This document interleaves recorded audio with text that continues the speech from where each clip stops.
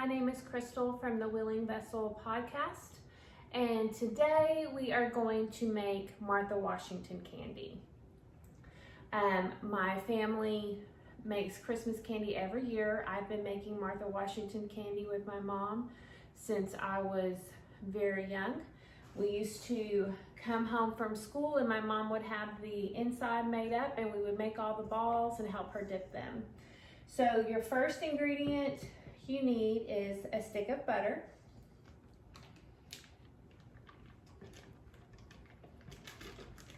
soften to room temperature, and then you will need a can of sweetened condensed milk,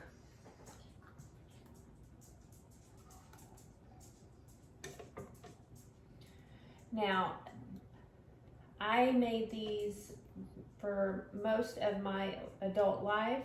I have made these with pecans only. They normally have coconut as well as pecan, but my Nana was allergic to coconut, so I did not put coconut in mine. I just doubled the pecans. But this candy is from the time of Martha Washington. Basically, a candy maker used her name for this candy. It's not a candy that Martha Washington actually made. It was just a candy maker that called it Martha Washington candy, that it was good enough for the first lady of the land. So historically, the first ones were with coconut and pecan, and my husband loves coconut and pecan, so this year I'm going to make it that way. My Nana is no longer with us, and she passed away 2 years ago now. Last year I still made it the way I've always made it for her, but this year I thought we would try something new. So I just added 2 cups of pecan, and then I'm going to add 2 cups of coconut.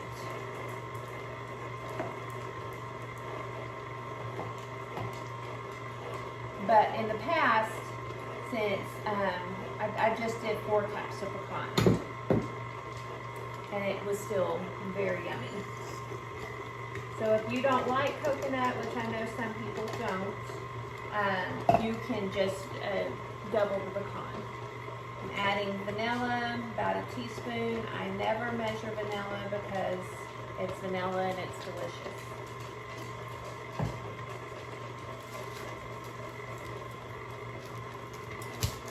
Have our powdered sugar.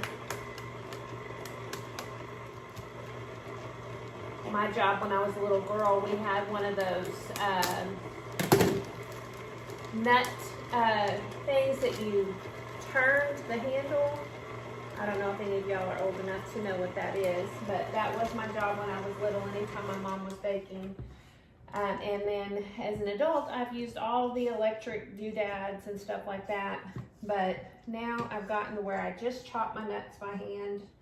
It is just quicker, really.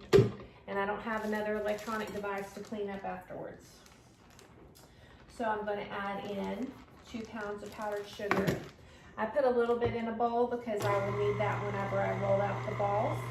Just like the peanut butter balls, the chocolate covered cherries that I have videos of, you will do the same thing. You'll have a double boiler, you'll dip the balls in chocolate and have a center of yummy goodness covered with chocolate. These are the 3 candies that I make this way. I've done others. I make cake pops and Oreo truffles and all of that, but these are my staple things that I make every year, and I do give these out as gifts as well. They are super, super yummy. So I really enjoy homemade gifts. I like to give homemade gifts to other people. So I enjoy having this candy and stuff on hand to give as gifts. I give to co-workers, to my church pastors, neighbors, friends. have family that would disown me if I did not ring them at Christmas time. And they look forward to it. And luckily, I only do this at Christmas. I do have some things that I make other times of the year, but all of these candies, they are Christmas treats because we can't eat this way all year long. Shouldn't eat this way ever, but it's just so yummy. And I actually don't eat this stuff. I gave up gluten and dairy. It's been about 9 months ago now. I'll eat a little bit of chocolate stuff here and there, but I have to really watch the amount of dairy, and there's probably too much dairy in these. I'll say I won't have a bite here or there, but I really don't eat much of this. But it just gives me more to give away as gifts. I have a hard time giving away things that I haven't at least tasted. But I do trust my kids and husband, to be honest. All right, I'm just going to keep incorporating up this powdered sugar.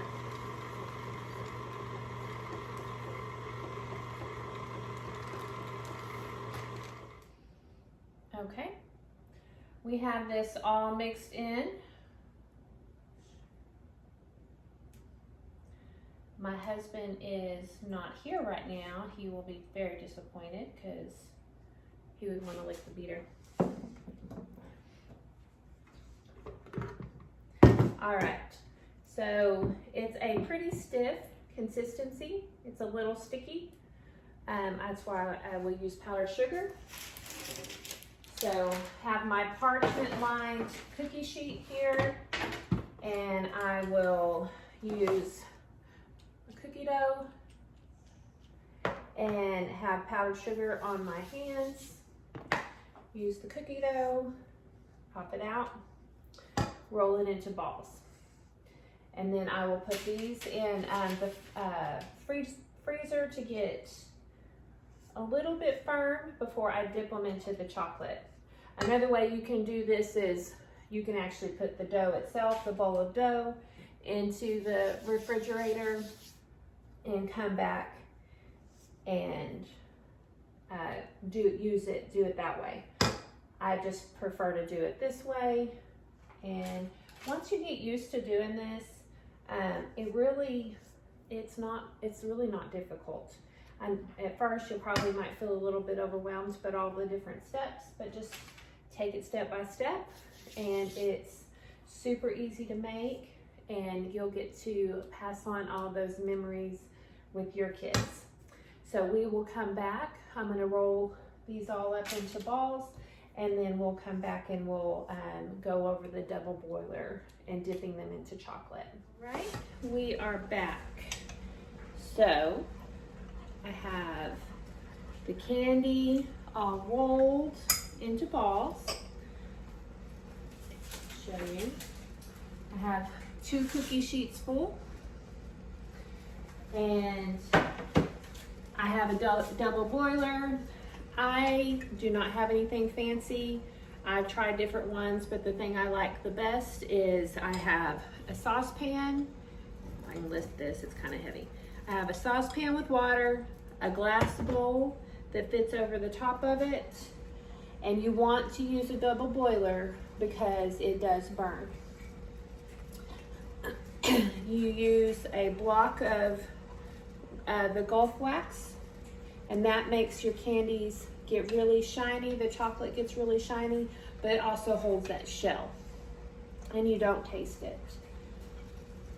So then, now that I've got this, I melt the wax first, let that get melted, then you add the chocolate in, and then you're gonna take your candies here.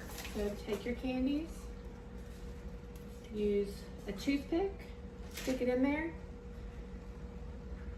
kind of roll, let the excess chocolate come off, and then put it down.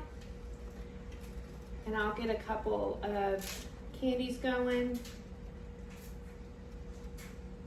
toothpicks, I apologize.